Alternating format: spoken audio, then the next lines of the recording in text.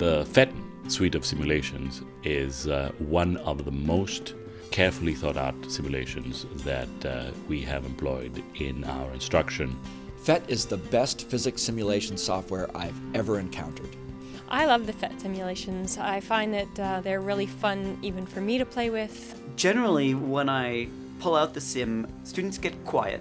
It's amazing. And then we'll go to the PhET sim to see what the right answer is. It's sort of a different form of participation for the students. They're not just listening to the professor, but they're also able to see something visually happening. I never even knew something like this existed before. It was all on a page, and now you could actually see it. You see what's going on, like when you connect, two wires in a battery, and you see the flow of each electron and how electrons affected by resistance. And it correlates with all of them. You see everything. That's what I love about it. I think they're awesome, and I encourage a lot of other classes to do it. So PhET is a collection of over 100 interactive simulations for teaching and learning science. They're all free on the web. You can run them online or you can download them to your computer. We have simulations in physics and chemistry and a growing number in earth science, biology, and math. One of the main goals of PhET is to provide students with an open exploratory environment where they can engage with the science content like a scientist. The electric circuit sim is a beautiful sim. It's very satisfying to build a little circuit and have it work, and it's got this visual representation that carries a lot of meaning with it that the purely abstract textbook representation doesn't. So in lecture, I use PhET in a variety of ways. Sometimes I'm using it just as a demonstration. I've used sims in homeworks. I have used the sims in tutorials where they play basically the role of some experimental equipment. Without having to make a mess, so I don't have to take ice and melt it and do all that, we can look, first you see it as a solid, and you see the temperature, and then you can turn it into a liquid, and you can observe the difference on a micro level that matches pretty well what they see at the macro level. She'd show them to us in class and we'd play with them on our own, and it just gave us a chance to see how everything worked. There's a place where you can go to where they have, activities. And they have them segregated, physics, chemistry, age group, and that. So I looked at the ones that were relevant to me, which is chemistry, high school, and just opened up the worksheets. They have worksheets, they have teacher notes, and so I looked at a couple of them and got ideas. In this case, I generated a worksheet really based off of what I had seen there, and so then I was able to use that, and it was really helpful.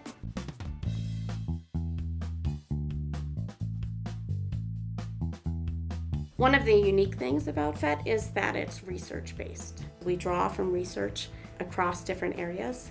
The fact that it comes from research is really important to me. So we have people who represent each of these key aspects of content, human-computer interface, educational research, and educational practice all together so that we know in the design of these tools that they are going to have the right models, be usable by students. What we look for in terms of learning is students asking questions of the simulation and actually sparking interest in what's going on. So in the years that I've been here, I've learned a lot of really interesting things about how to make things playful and yet still keep people engaged and learning from it. They spend a lot of time testing, beta testing, and revising with students. And there's no substitute for that. There's a lot of sims on the internet, and you're not always sure that they got the physics right. And with PhET sims, there's so much care that goes into each sim that this is not an issue.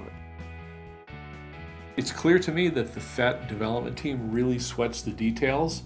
And so a novice might look at the motion of the molecules in the gas law applet. I turn up the temperature and they'll notice that the molecules are moving faster. Whereas somebody with a little more physics knowledge will also notice, oh, look at that, there's also rotational motion, as well as the translational motion of the molecules. I'm very visual. I always picture the molecules bouncing around in that, and that's really how I think about what's happening in a system. So I find that PhETs match very well with the way I visualize what's happening in a system. I can show them what's in my head. There are other PhET sims that are making physics representations make more sense. Like when you turn on the force arrows. Some of them are making the invisible visible, the charges, the electric field lines. In the case of questions about circuits, the whole point is to get the students having some intuitive understanding of how the electrons are flowing through the wires. In a real circuit, they can only infer that electrons are flowing through wires by the brightness of the bulbs, but in the PhET sims, they can see the electrons. It really helped me visualize it without having to do an actual experiment. I could see what was going on. With electromagnetic waves, we had a really hard time with the idea that the electric field was everywhere in space, but the simulation just showed it beautifully, so they were able to go back and forth between the graphical representation and the field picture in space with the simulation. That sort of immediate visual is just so much more powerful than telling the students the answer or claiming that the answer can be seen from this formula. You've got to connect the formula to real life.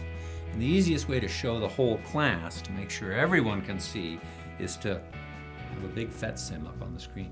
Simulations allow you to go beyond what you can do in real life quickly.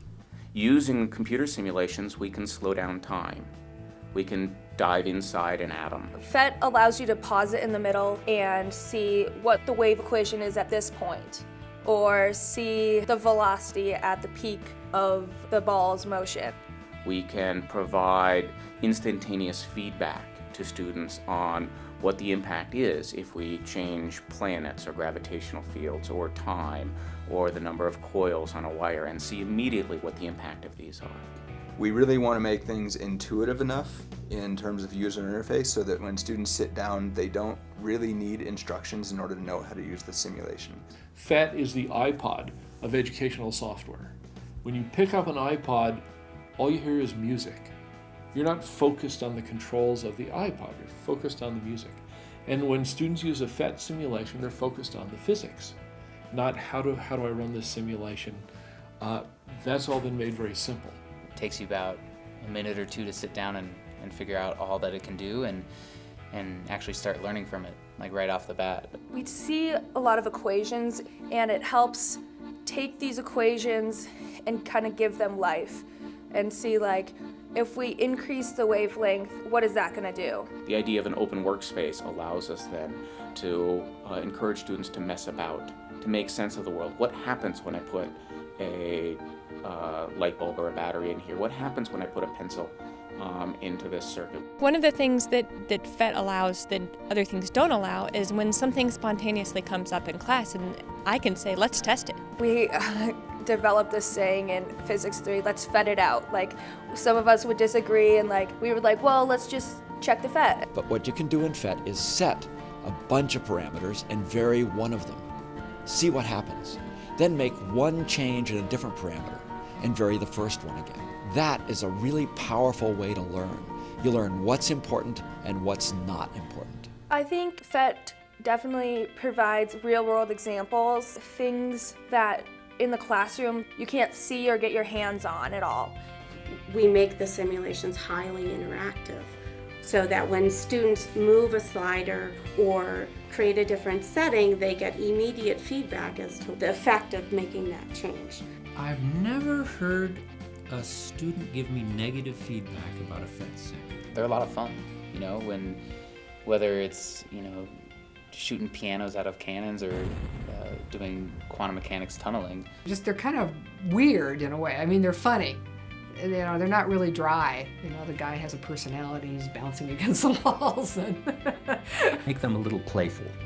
Put something in there somewhere that's a little tiny bit of humor or a little joke or something that doesn't look like a standard textbook. It gets you interested in it, and then once you're interested in it, it's really easy to learn it and just want to actually do it and explore it. 2 thumbs up for PhET. I think, and as a matter of fact, I know that there has been a positive response all the way from other countries, all the way back here to CU Boulder. So that demonstrates to me that the impact of the PhET applets right now is worldwide, which is a remarkable thing. One of our main goals is to educate the world.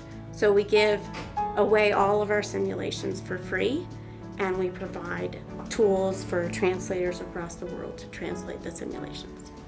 The most important thing to me personally is that we're helping to educate the next generation of people. I think we're enabling a lot more people to learn physics and chemistry and biology in a way that will stick in their minds. And hopefully they'll have these creative visualizations in their minds that will enable them to do great things with understanding of knowledge that the previous generation didn't have as much of an opportunity to learn.